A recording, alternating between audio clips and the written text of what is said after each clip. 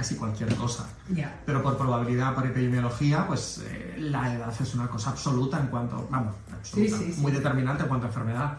Claro. Pues un niño no va a tener yo qué sé, un carcinoma de mama, un cáncer de colon. Eso no lo tienen los niños. Nunca ha habido niños que Sí, lo no, tuviesen. por eso el nunca y siempre en medicina no existe, Es- pero es muy, muy, muy raro. Okay. Los niños tienen leucemias y tienen tumores de cerebro. Es lo más habitual. Y unos tumores de cerebro distintos a los tumores de cerebro que tiene un adulto. Leucemias, bueno, eso pueden parecer un poco. Qué fuerte. Pero sí, Sí, lo de la leucemia con los niños es sí, hostia, ¿eh? Claro. Todo lo que sea. Los niños, como son personitas inmaduras, pues tumores de células inmaduras. Un poco así. O sea, esos tumores son de células Bueno, inmaduras. sí, te lo estoy simplificando mucho sin ser tampoco muy área, pero muchos de los tumores que tienen los niños, eso es de célula como muy inmaduras. Son tumores muy, muy agresivos, pero que muchos de ellos responden muy bien cuando le das caña de tratamiento. Ok. Qué fuerte, ¿eh? En general, quiero decir, luego como todo, pues desgraciadamente no curamos todo, ojalá. La niña de mi prima nació con él, en la garganta. Nació con un tumor en la garganta. Esos son todavía más raros, los tumores congénitos que ya están ahí. Nació con... Fue a tomar la leche del biberón Ujú. y empezó a salírsele por la nariz. Ajá. El- ¿Pero era un tumor o más una malformación? A veces es que no está el conducto abierto. No, que hay que era un abrirlo. tumor y se lo tumor. extirparon por Ajá. la boca. Vale, vale. Pero el primero no era malo. Ajá. Y si no recuerdo mal, porque es que hace ya 30 y tantos años, de repente, de hecho se lo extirparon por la boca, ni siquiera tuvieron que operarle así de Ujú. cirugía ni tal. Y cuando pasó nada de tiempo, se le reprodujo otra vez y esta vez era maligno. O sea, le subieron los niveles de un día Ya, a otro, como que sí, sí. dice.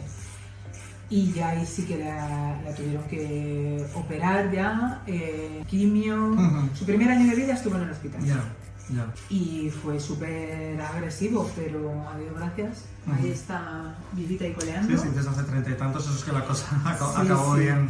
Bueno, en general los niños son como muy plásticos y se reponen bastante bien. No sabré decirte. quiero decir. Sí, que fue fortísima cuando le Ya, dieron ya. la quimio, que Sí, la sí, tía era increíble lo que o sea, salía de la quimio con una marcha, Ujú. con una energía que te decía, pero ¿cómo es posible? Sí. Pues sí, es posible. Sin embargo, había otros niños pobrecitos. Y luego qué duro, ¿eh? El tema de oncología infantil, hostia, ¿eh? Sí, sí, sí. Yo tengo los pediatras que trabajan en eso, los hematooncólogos pediátricos y todo esto. Eso porque tiene que ser muy reconfortante el caso que sacan, pero en estos hay casos que no sacan, Sí, sí. que desgraciadamente no puedes hacer nada o haces todo y no... Yo y no- y no- yo iba todos los días a ver a la niña y había días que llegaba y faltaba alguno, sí. Sí, sí, sí. Siempre faltaba alguno. Me da una penita. Mm. Pero bueno, Entonces, pero bueno, el caso que sale adelante, pues es muy guay. claro. pero hombre, lo Claro. mejor del mundo, claro. Sí. Pero lo guay es que hay gente como tú, te vamos a contar a lo que te dedicas Contemos. y que gracias a gente como tú, pues esto se erradicará Ujú. de aquí a no sé sabe cuándo, pero Bueno. mejor antes que más tarde, ¿no? No, Cuéntanos a qué te dedicas. no será por nuestras ganas y nuestro intento. Desde luego, desde luego. Pues mira, yo soy patólogo, ¿vale? Ujú. Que es la forma corta de decir anatomopatólogo. ¿Y qué es un anatomopatólogo? Mucha gente no lo sabe. Es decir, yo por lo menos gente con la que me cruzo no saben lo que somos porque nosotros trabajamos por así decirlo, en la trastienda del hospital, no se nos ve. Ujú. Somos una especialidad médica, yo soy médico, y hay una especialidad que se llama anatomía patológica. Y nosotros nos dedicamos a hacer diagnósticos. Lo más parecido que a la especialidad que puede conocer más la gente y a la que más nos parecemos quizás sean los radiólogos. Ok. Nosotros hacemos diagnóstico y nuestro material de trabajo son tejidos y células. A la gente sí que le suena un poco más cuando yo digo la palabra biopsia o citología. Sí. ¿No? Te cogen una muestra de algo, de un tumor o de un órgano que no esté funcionando bien, no necesariamente tiene que ser un tumor, y te dicen hay que analizarlo, Ujú. esto hay que verlo y hay que analizarlo. Bueno, somos los patólogos los que hacemos ese análisis. Las típicas citologías vaginales del control del HPV y todo esto, bueno, pues esto también es ver esas células y ver si hay alguna lesión, y eso pasa también por las manos, o mejor dicho, por los ojos de un patólogo. A veces también apoyado de un citotécnico, que son técnicos de anatomía patológica especializados en esto, pero pues eso, por el control siempre de un patólogo. Qué Entonces, bueno. fundamentalmente nos dedicamos a este tipo de cosas. Entonces no somos muy famosos, hay que decirlo. Pero sois necesarios. Tenemos una labor, o hacemos una labor muy importante, como cualquier otra especialidad médica, pero bueno, lo que comentábamos de enfermedad oncológica, el oncólogo sin un diagnóstico del patólogo no puede hacer nada. Es decir, somos nosotros los que le decimos qué tipo de tumor es, de qué tipo de tumor se trata. Cada vez damos más información o tenemos más herramientas para conocer mejor este tipo de enfermedad. Damos el nombre del tumor, un apellido, si es posible 2 apellidos, o los 8 apellidos tumorales, y eso ya guía al oncólogo para poder decidir qué terapia es la más adecuada. A la gente que desgraciadamente ha pasado por este proceso le sonará la terapia dirigida, medicina personalizada. Pues realmente es esto, es seleccionar muy bien el tipo de tratamiento qué pacientes van a responder a un determinado tipo de tratamiento. Dicho de otra forma, a un paciente en concreto, dentro de todo el arsenal terapéutico que afortunadamente tenemos para muchas enfermedades, cuál de todos ellos le va a ir mejor y va a ser menos tóxico y va a ser más eficiente. Entonces eso parte, como nos gusta decir a los patólogos, de un diagnóstico preciso y un buen diagnóstico. Y ahí estamos. Bueno, qué pasada, ¿eh? Ahí estamos. A mí me parece, ¿hay algún tipo de tumor que sea muy difícil de tratar? De tratar seguro que hay, ¿no? Tengo entendido que el de páncreas, por ejemplo... El de páncreas es malísimo. Yo que en concreto me dedico dentro de la especialidad, si trabajas en un hospital grande como trabajo yo, con un servicio de anatomía patológica muy grande, pues muchas veces los patólogos estamos subespecializados, es decir, no es que veamos biopsias de todo tipo de tumor, sino que estamos especializados por órganos o por sistemas. Y yo en ese aspecto pues me dedico sobre todo a la neuropatología, es decir, yo veo sobre todo en cuanto a patología tumoral, tumores cerebrales. Entonces los tumores cerebrales los hay más buenos, los hay más malos, pero el tumor cerebral más frecuente es el tumor cerebral más malo, y para ese no hay tratamiento eficaz. Tiene una esperanza de vida de media de 1 año y medio aproximadamente, se llama glioblastoma, 1 año y medio, y a día de hoy no hemos encontrado nada curativo. Sabemos que con este diagnóstico el paciente va a tirar unos meses, en el mejor de los casos unos pocos años, pero al final se va a acabar reproduciendo y todavía no sabemos, no hay nada así eficaz. Tú mencionabas el de páncreas, que es otro ejemplo de tumor malo. Bueno, ningún tumor es bueno, entiéndeme, maligno, pero vamos, el páncreas va muy mal, y luego hay otros que más o menos, bueno, nos hemos ido haciendo con ello. Pues el pulmón, no el 100% de los casos, pero bueno, no es mi área, no te puedo dar cifras, pero bueno, el 50% más probablemente sí que lo curemos. O la mama está, hay muchas opciones terapéuticas y la podemos llegar a controlar. El tumor que va mal y que es muy maligno se nos va a escapar. Quiero decir, esto sigue pasando, y ahí estamos pues intentando saber estos tumores que no responden como uno a priori esperaría, ¿no?, al tratamiento que en otros pacientes responde, pues qué les pasa. ¿Cómo son? ¿Qué son? Si son otra cosa distinta, muchas veces lo son. Cuando decimos cáncer de mama pensamos que es una enfermedad única y son muchos tipos de tumores, o cáncer de pulmón son muchos tipos de tumores distintos, muchos tipos de cánceres, y no todos son iguales, no todos tienen el mismo tratamiento, y no todos se comportan de la misma forma, dentro de que estoy hablando de los malignos. Entonces no todos son igualmente malignos, por decirlo así. La cabeza igualmente es complicado, ¿no? Que la cabeza, la medicación, claro, la cabeza tiene muchos hándicaps, que aparte de, ¿cómo decirlo?, de la propia naturaleza del tumor, que sea más malo o menos malo. Yo siempre digo a mis residentes, del problema de nuestro órgano es que tú puedes tener un tumor muy maligno que, como te crezca en una zona mala de la cabeza, pues no puedes operar o no puedes dar radioterapia. La quimioterapia, como tú bien dices, controlas de esto, no llega bien dentro del cerebro. El cerebro está muy protegido en condiciones normales, hay como una barrera, literalmente, que lo protege de cualquier cosa externa. Y eso también tiene el lado negativo de que muchos tratamientos no entran y no llegan a las células donde tienen que llegar. Entonces, dentro de los múltiples quimioterápicos, pues no todos llegan a la barrera, no atraviesan esta barrera y llegan al tumor. Entonces, las posibilidades de tratamiento también siempre han estado muy limitadas. Y sobre todo un factor muy limitante es la cirugía. Quiero decir, en general los tumores, cuanto más puedas quitar, mejor, como regla muy genérica. Pues en la cabeza no, radioterapia va la radioterapia va bien, pero pasa un poco lo mismo. Es decir, la radioterapia puede ser tan efectiva como una cirugía. De hecho, se llama, hay una variante, un modelo, que es radiocirugía. Eso se lo han hecho a mi cuñada. Claro, tú con radioterapia literalmente fríes, quemas el tumor y puede ser tan eficaz como la radioterapia, como la cirugía, perdón. Pero también tiene las mismas, digamos, efectos adversos. Y en la radioterapia a veces es imposible evitar que el tejido que hay normal del cerebro alrededor del tumor reciba cierta dosis de radiación. Y eso no es bueno. Porque eso produce... Hay unas dosis máximas que se saben que no se pueden superar porque al final vas a producir unos efectos adversos que vas a dejar al paciente pues peor que con su tumor, sin apuros. Ahora con bueno, que no es nuevo, que ya hace mucho tiempo, ¿no? Que está esa máscara que te ponen, ¿no? Que va súper precisa, va directa a la radio a... para digamos focalizar, como decir, focalizar el rayo como un rayo láser, focalizarlo justo que vaya a la diana y que todo se concentre ahí, la dosis se concentre en el tumor y haya menos toxicidad, menos riesgo, claro.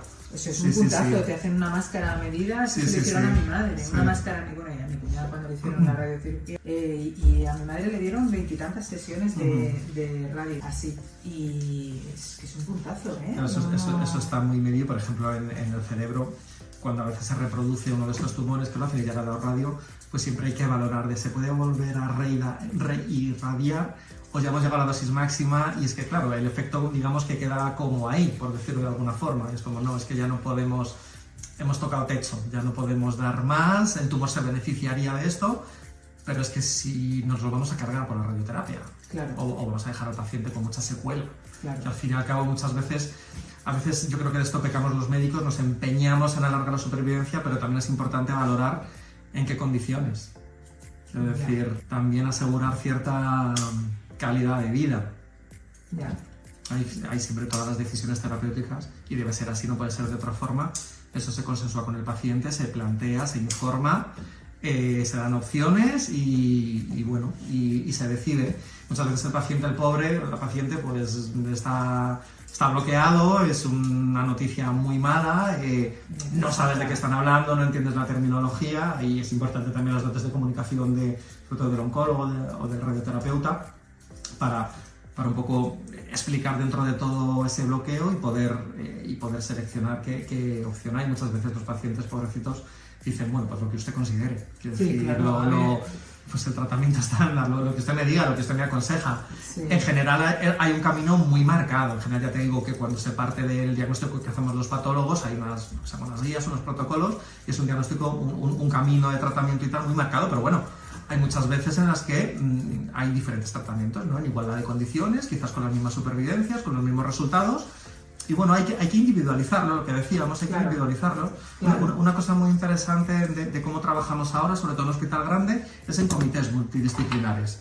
Nos reunimos todos los especialistas que intervenimos en el diagnóstico y en el tratamiento de estos pacientes y ponemos todos en común desde nuestro área de conocimiento. Pues yo como patólogo digo, es este tipo de tumor y el cirujano dice, vale, pues sí, yo le he quitado tanto, puedo operar más, no puedo operar menos. El radiólogo dice tal, el oncólogo dice, vale, pues tenemos estas diferentes opciones de tratamiento, el radioterapeuta, pues yo le puedo llegar hasta aquí.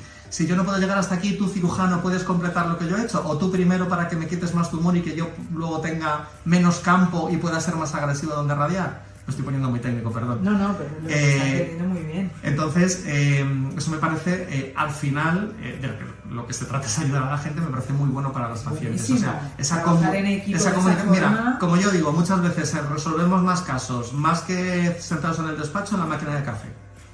Desde luego. Porque coincides con un compañero, oye, mira, tal, el típico comentario, consulta, o tengo que comentarte una cosa, no podemos comentar tomando café, tenemos que ir al despacho.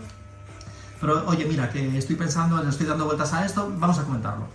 Y muchas veces eso al final, bueno, pues ahora que me has dicho esto, pues yo estaba dando vueltas, pero entonces esto hace que yo me plantee otra cosa, que al final va a redundar en a priori un mejor tratamiento al paciente. Entonces, yo creo que es una forma muy buena de trabajar. Y también se aprende mucho, es decir, nosotros, ya volviendo a mi profesión, los patólogos tradicionalmente hemos estado relegados a un sótano, nosotros hacíamos informes sin hablar con nadie, había mucho Asperger metido en la anatomía patológica, mucho trastorno de límite de personalidad.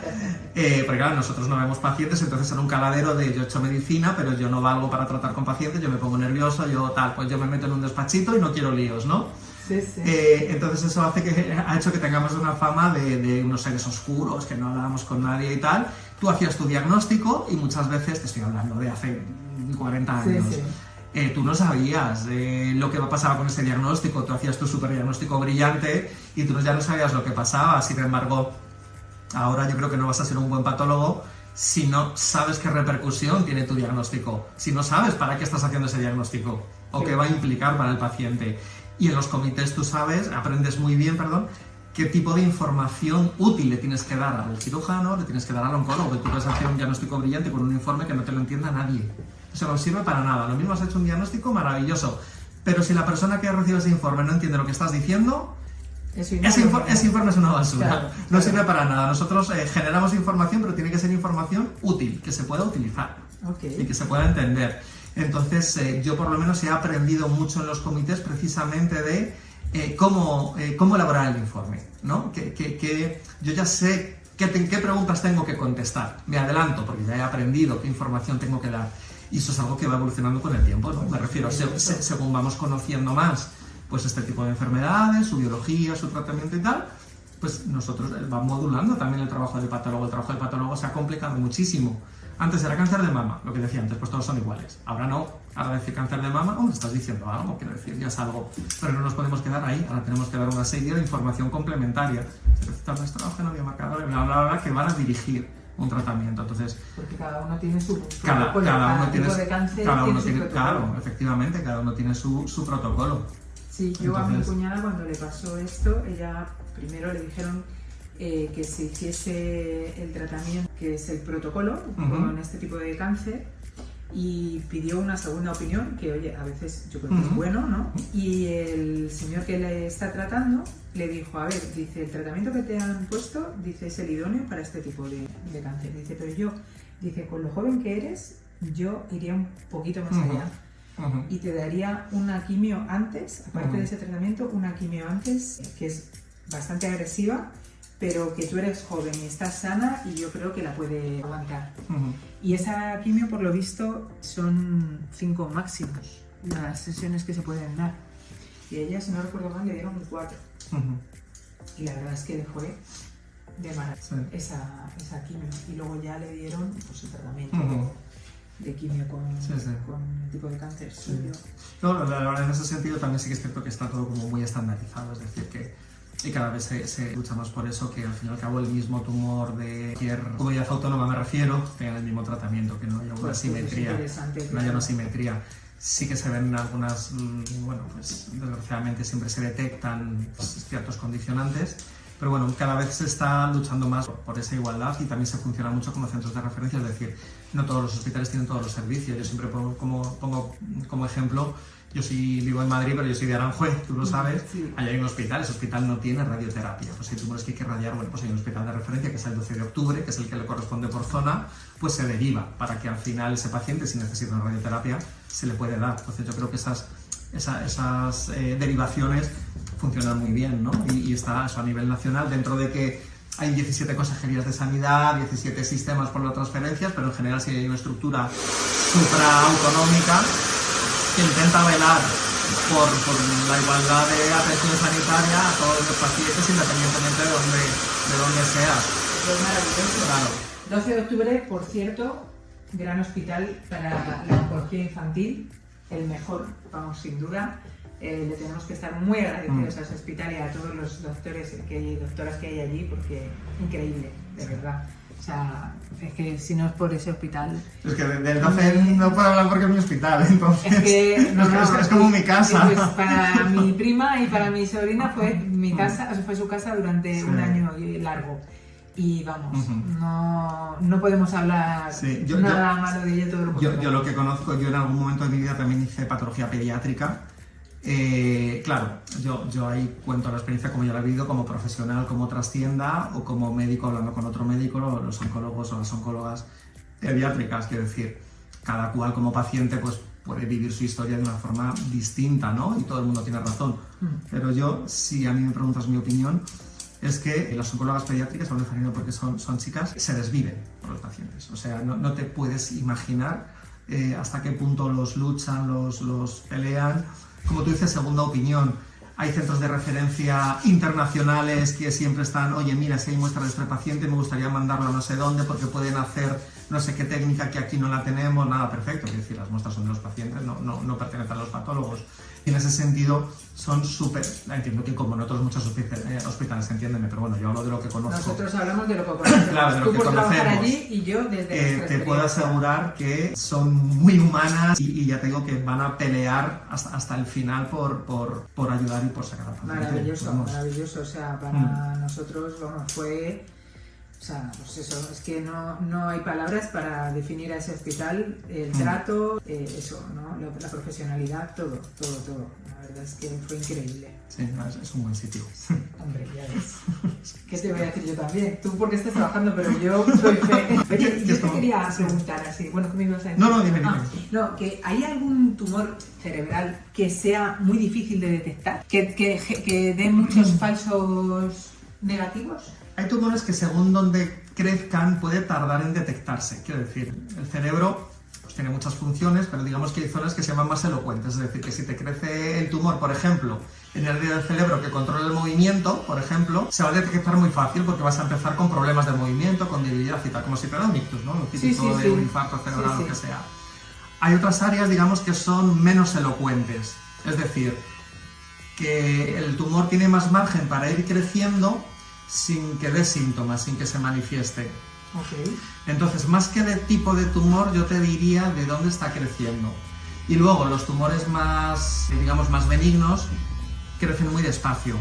Al crecer muy despacio, digamos que el cerebro puede ir adaptándose a eso hasta que llega un punto en el que el tumor ha crecido mucho y ya dice, pues es que ya no puedo más, ya se manifiesta, ¿no? Y ya da síntomas. Entonces yo te diría como más que un tipo de tumor, un tumor que crezca despacio y sobre todo que crezca en alguna zona que sea lo que llamamos muy elocuente o poco elocuente y cueste más que dé síntomas. Hay tumores que enseguida te dan una crisis epiléptica, es decir, eso es muy espectacular, pero es muy variable. Es decir, yo me he encontrado tumores cerebrales que son muy agresivos y que se han tardado como en manifestarse, o tumores benignos que se han encontrado mal. Es decir, es muy variable. Cada persona luego es una historia distinta. Ya. Y luego, ya que me preguntas por qué hace un patólogo, hay otra parte de nuestro trabajo, es una parte minoritaria de nuestro trabajo, pero que es muy mediática. Y ahora, a mí no me gusta sacarle, mira, soy yo el que está sacando este tema. Cuando tú intentas explicar lo que hace un patólogo y dices la palabra que yo te voy a decir ahora, ya toda la conversación va a girar en torno a esto. Verás. Aunque, repito, es una parte muy minoritaria de nuestro trabajo, y es que los patólogos hacemos autopsias en los hospitales. ¿En serio? En los hospitales, es lo que se llama una autopsia clínica. Es decir, hacemos autopsias de pacientes que fallecen en el hospital con un proceso médico conocido, pero que, bueno, o no ha evolucionado como se esperaba que debería haber evolucionado, o ha evolucionado muy rápido y no ha dado tiempo a hacer todas las pruebas para poder diagnosticar al paciente y por lo tanto no pone un tratamiento y ha ido mal. Entonces, ese tipo de autopsia, y no somos forenses, esto es importante, repito, no somos forenses, nosotros no vamos a datar la hora de la muerte porque yo ya la sé, muchas veces sé la causa de la muerte porque me lo dice el médico, esta autopsia la indica el médico que ha tratado, el clínico me refiero, el internista, el cirujano, quien ha estado a cargo del paciente, pero ha habido algo, oye mira, es que algo raro, o es un tumor que sabemos que tiene un tumor pero no nos ha dado tiempo a estudiarlo para ver qué tipo de tumor, o cosas, siempre tiramos al tumor, hay muchas enfermedades que también te maten y que son tumores, eso también es importante decirlo, que parece que el oncológico es lo más importante, lo que más impacta en la salud de un paciente, y otras muchas enfermedades que no son tumorales y que te matan, y que tampoco hay tratamiento y son muy jodidas, ¿no? Pues ese tipo de autopsias también las hacemos los patólogos. Entonces, es un tema como muy jugoso de cara a... La gente sí le suena lo que es una autopsia. Hombre, no, como para no. Pero entonces, eso suena más, tú haces la autopsia para saber para ver sobre todo el tratamiento que tú, o sea, cómo ha reaccionado ese tratamiento dentro de esa...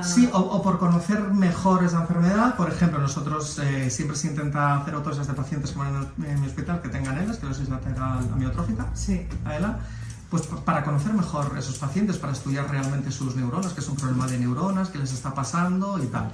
Y luego hay otros casos, bueno, que es simplemente no sabemos qué ha pasado.